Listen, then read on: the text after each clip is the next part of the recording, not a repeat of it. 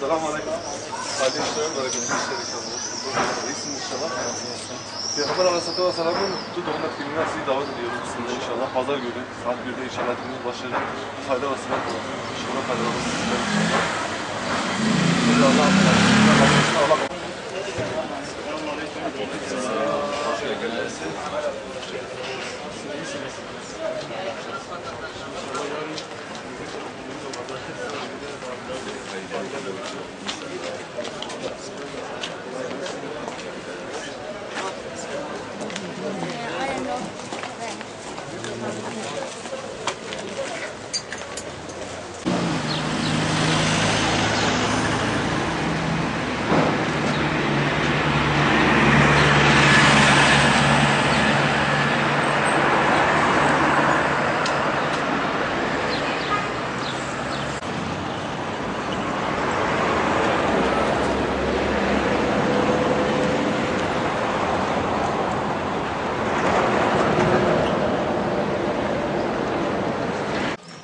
Bu seneki 2013 yılı kutlu doğum etkinliklerimiz için tüm hazırlıklarımızı şu an itibariyle bitirmiş bulunuyoruz.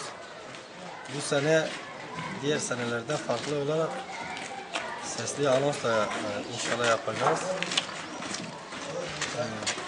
Bu hazırlık için isminin girişine büyük afişimizi astık. Bütün esnafları tek tek dolaşıp tüm esnaflarımıza